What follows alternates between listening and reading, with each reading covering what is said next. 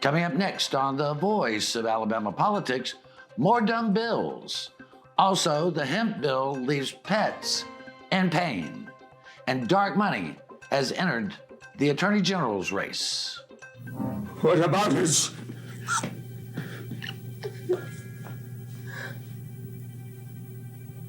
Oh no.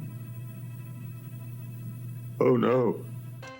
Something wicked this way comes. All this and much, much more coming up next on The V.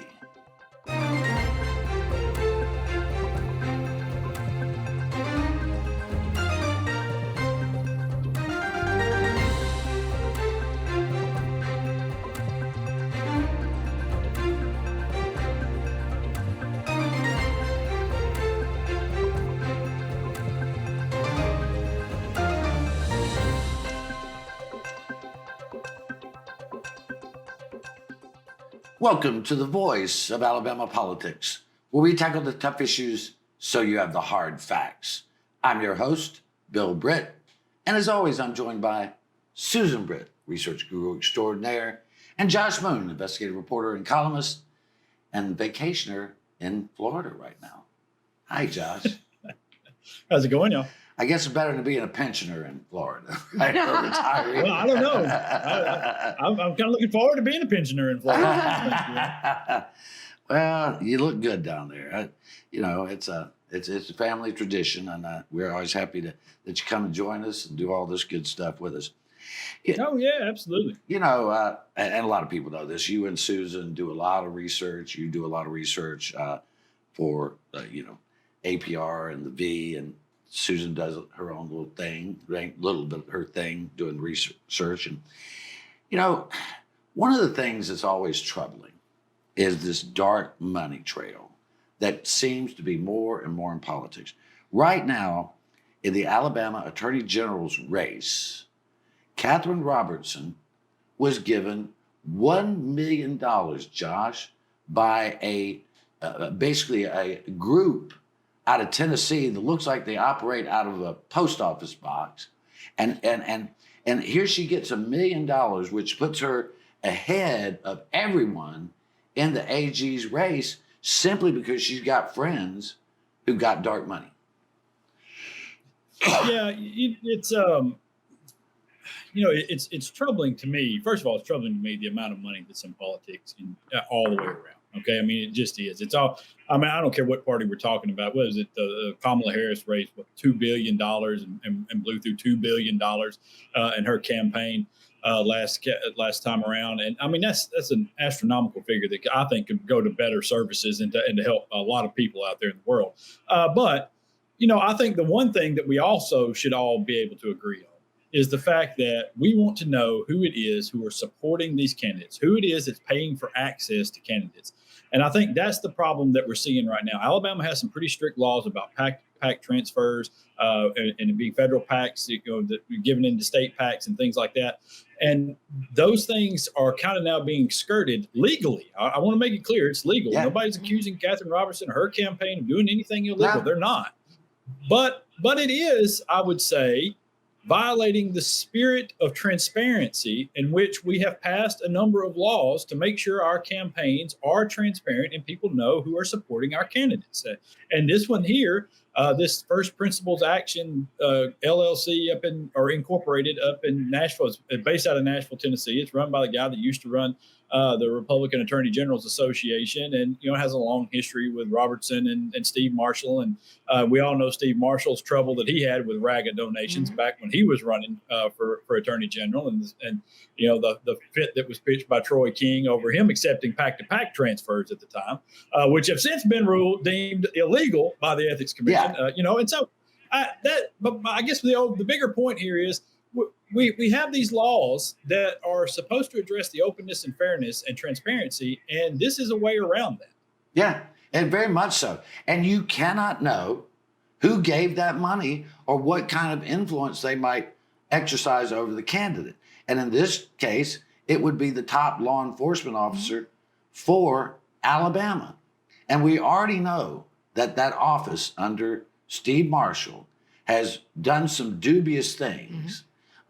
two people and prosecuted or selectively prosecuted, in my opinion, or not prosecuted based on political affiliations. Right. And that has to do with the whoever their donors are. It's the wishes of the donors as to how that person acts in office. So it's very important for voters to know who they're voting for.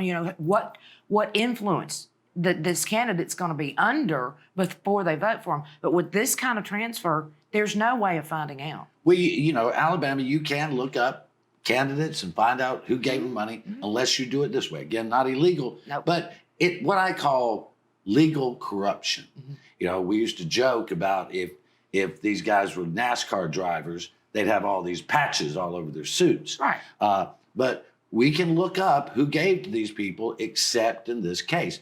Now, this is really unfair to Jay Mitchell, who is running for office, who has about $1 million in his account, but he raised it from donors, people that you can go in and you can see who it was. And then Pamela Casey, who is just won Prosecutor of the Year here in Alabama, she's running, but she doesn't have near the money that they have. But this influence smells bad to me. Again, not illegal, just stinks. Catherine Robertson, before this donation, only had, like $25,000 in her account, which put her behind, Pamela Casey. Yeah. So by taking this donation, she jumped ahead of Pamela Casey, who has been working very hard to raise her $66,000. Yep. That's very unfair. I gotta go back to HB 445, which I hear from people every day. But the latest is pet stores, Susan, and we got about a minute and a half. Pet stores have been selling CBD gummies for animals that have chronic pain, that have arthritis, that can't take traditional medicine, veterinary medicine, and also for dogs that have anxiety and fear.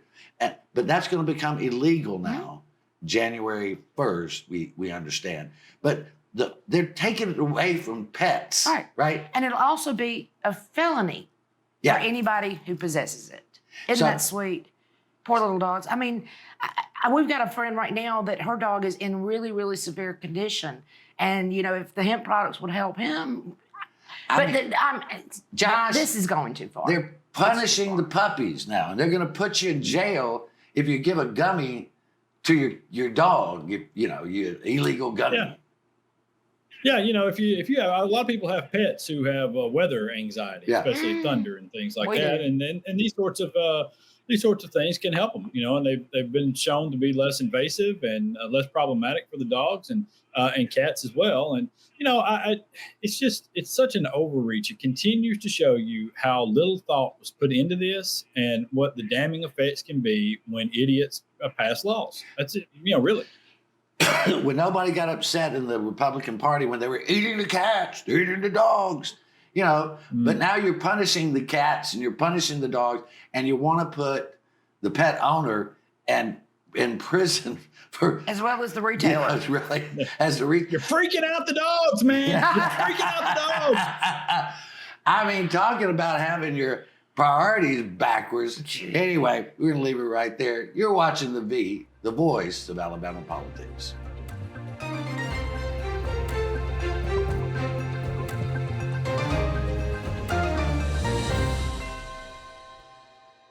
Your home is your most valuable asset. But what if someone tried to steal it from you? Property fraud is one of the fastest growing areas of fraud in the country today. As a district attorney, I've seen firsthand the devastating effects of property fraud. That's why I'm proud to support the Montgomery County Probate Court's REACT program. REACT is designed to protect your property and to give you peace of mind. By signing up, you'll receive an email notification if a document is filed against your property. This program is a game changer. It has the potential to prevent fraud and protect countless homeowners throughout Montgomery County. So don't wait. Sign up for REACT today and protect your home. Protect your home with REACT. Sign up today. Alabama has a hands-free driving law, and that means you can't hold your mobile phone while making a call. Oh, and no writing messages, recording, or watching videos either. Plus, you can only use a single button or swipe of a finger to answer a call. So what's a driver to do?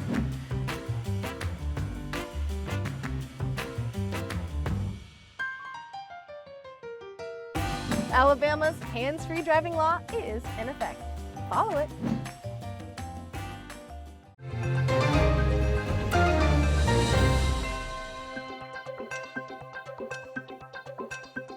Welcome back to the voice of Alabama politics.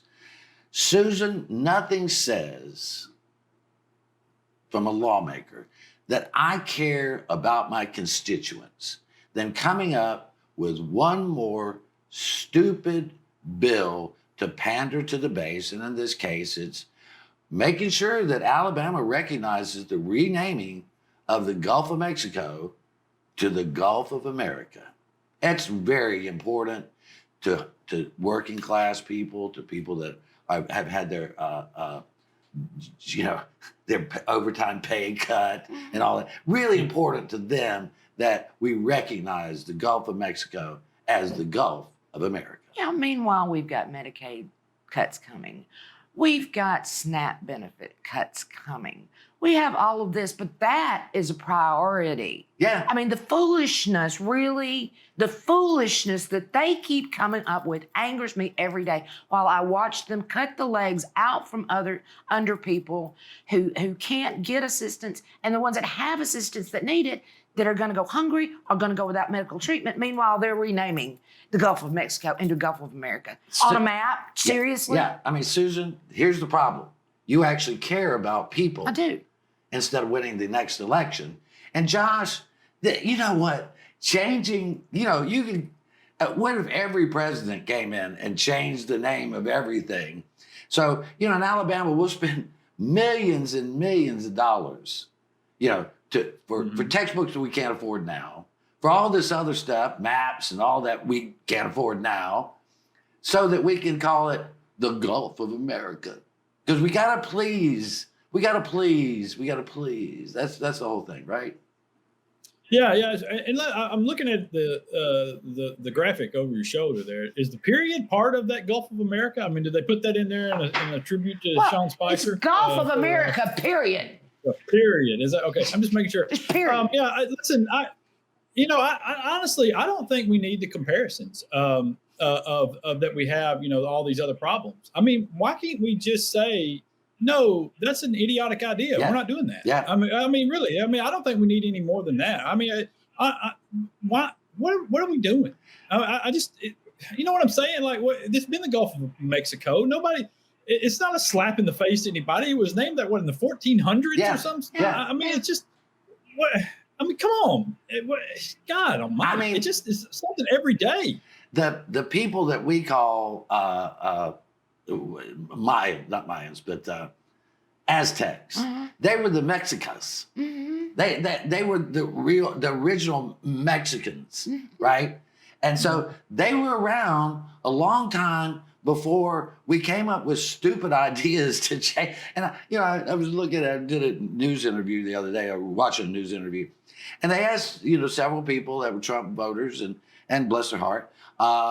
That why did he rename it? And someone said, so we can drill in the Gulf of Mexico.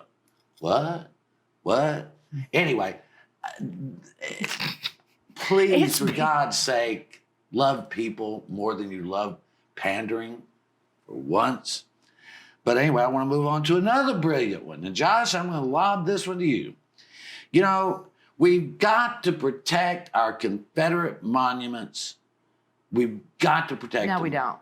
We've got to protect them because God knows when they were fighting, when Lee and Grant were fighting it out, they took time to build these monuments to the brave men and women of the South. So what you're saying is that was fought in the 1960s, that war? Oh, yeah. I forgot about that. Yeah. Anyway, Josh, what do you think? Yeah, it's stupid. Again,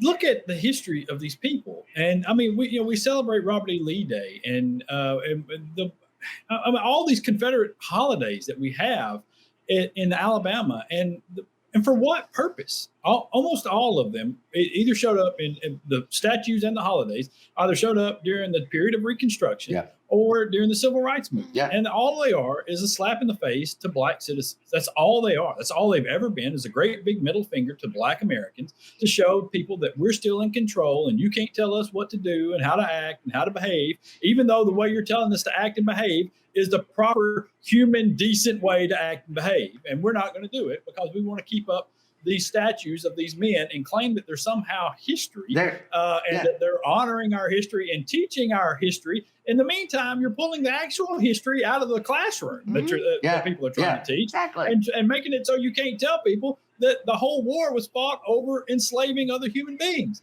This is the idiocy that is taking place, and it has got a stranglehold on the country right now because we have a bunch of oversensitive white people who can't stand to believe that maybe they've been given some breaks to get to where they are. I was talking to some folks the other day, and this guy said, well, I want to know when we're going to have a White Pride Month.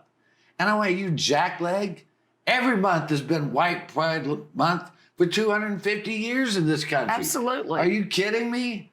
I have just, there's just should be no tolerance for folks who just want to, they want to charge $25,000 if you do anything, and then $5,000 a day to move the statue or rename it, or do whatever. And it is just pandering of the worst type of racial. And again, wasting time, wasting money on things that don't matter. Right. I mean, I don't know that the budget chairs have figured out how the one great, big, beautiful, bouncing baby bill is going to affect the money we have to spend in Alabama.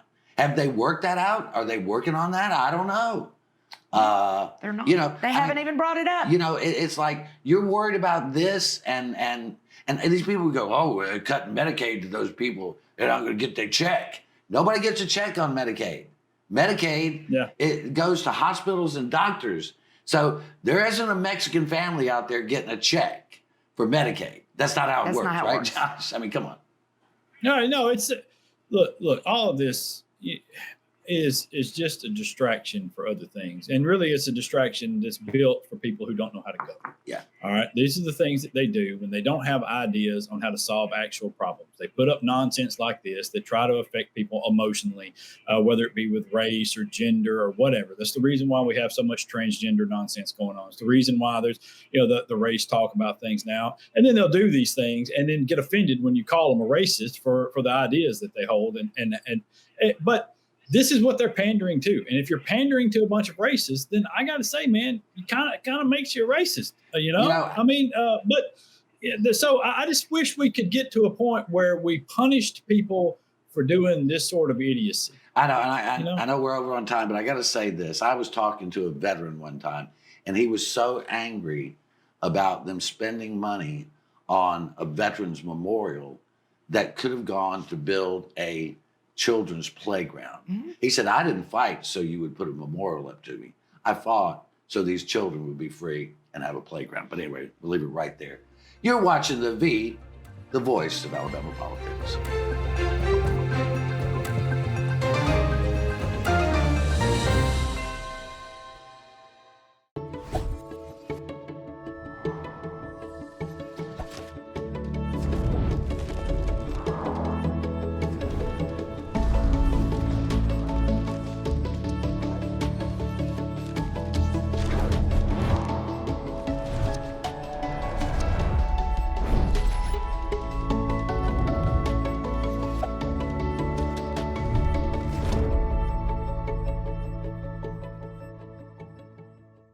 Alabama has a hands-free driving law, and that means you can't hold your mobile phone while making a call.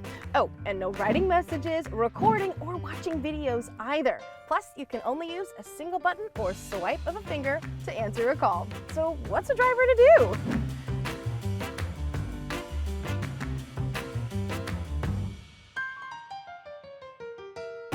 Alabama's hands-free driving law is in effect. Follow it.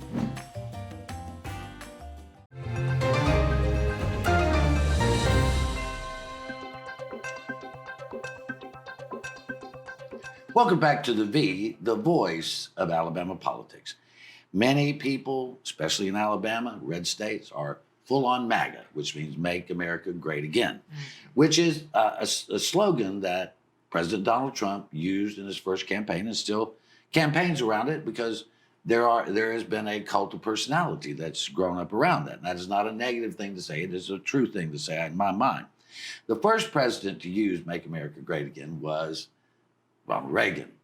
But he did it in a sense of hopefulness, of aspiration, and that he said that America is too great for small ideas. But now I'm thinking we're too small for big ideas. But you know, the one thing I've never heard, Susan, is anybody say, make Alabama great again.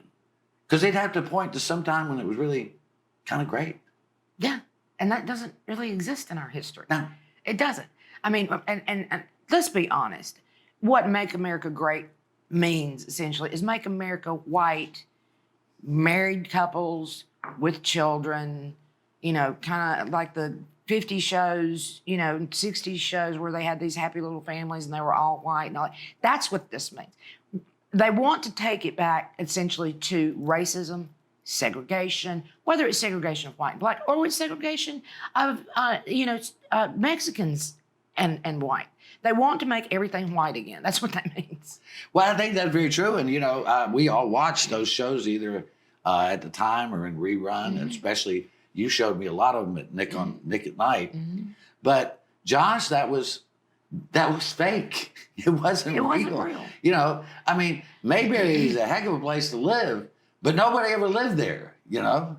Yeah. Yeah. Well, and also you got to keep in mind that somehow or another Andy's wife went missing and nobody ever explained that. But, you know, so listen, it's, you're right. It's this fallacy, you know, it's easy to lean into nostalgia and what people believe things once were and this nostalgic era. You know, it's easy to do that. I do it all the time with my daughter and talk about when I was growing up and what things were like and, you know, and all that. And listen, it sounds a lot better than it probably was when we were actually living through it. And if you actually look back and the way it was affecting other people, wasn't so great for them. Yeah. You know, it wasn't so great for the black folks, for the Hispanics, for the gay couples, for all these people and we've made tremendous advancements on that. And, you know, what troubles me most about living today is this attitude that so many people who look and sound like me have this attitude that a level playing field is somehow unfair to them.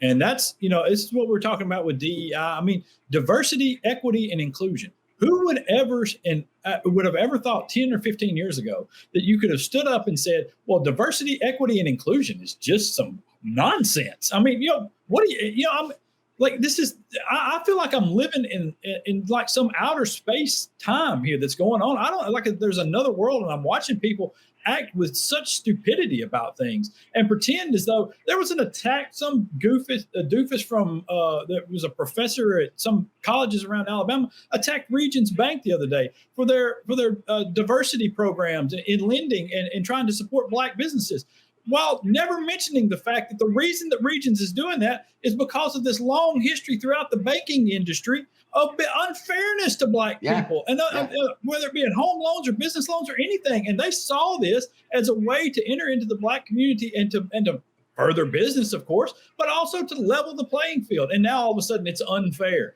I mean, get the hell out of here. Well, I mean, Susan, it is one of those things that it's just like I was, again, talking with someone the other day, and they were so frustrated with what's going on. And they said, you know, I just don't understand it. Sometimes it just feels like we're living in this cruel world. And I said, that's the point. Cruelty has become the point.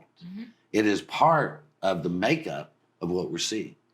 It's cruelty disguised as a grievance and my right to be, you know, better than you or something. Right. And I think something just occurred to me, and this is my own opinion, is that a lot of people, especially ones that hold racist views on leveling the playing field, white folks have had the advantage for so long of just kind of waltzing into whatever we want, waltzing into whatever we need. And by raising the playing field to equal, it makes Us have to work harder Yeah. for it. Yeah. And I think there's where the resentment is. It's that we don't want to have to compete. We Yeah. want to just be able to waltz through Yeah. life, like we always have as white folk. Yeah.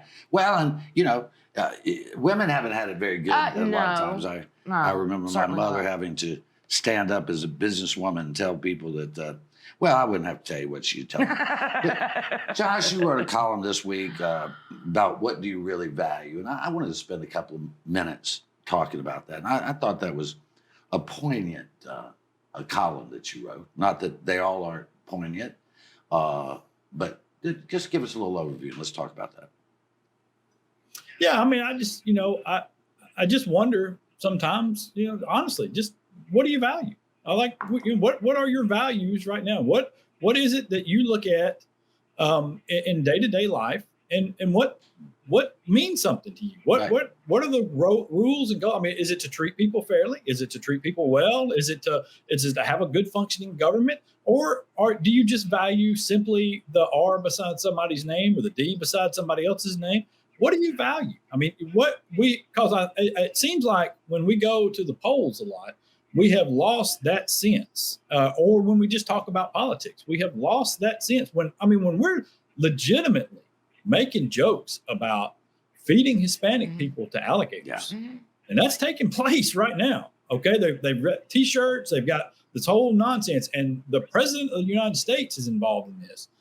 That, to me, man, I mean, it just the level of cruelty and insensitivity, and I don't care if you're just joking. It's not a joke. It's not a joke when you're talking about feeding a minority group of people to alligators. I mean, it's just not anymore. And I don't understand how we got to this point. I really don't. I just don't see how people can call themselves Christian and on the other side spew hatred and cruelty and think it's okay. I mean, what happened to decency? What happened to, you go to church and then you try to live the lesson of decency. You try to live the lesson of Jesus' Love your neighbor.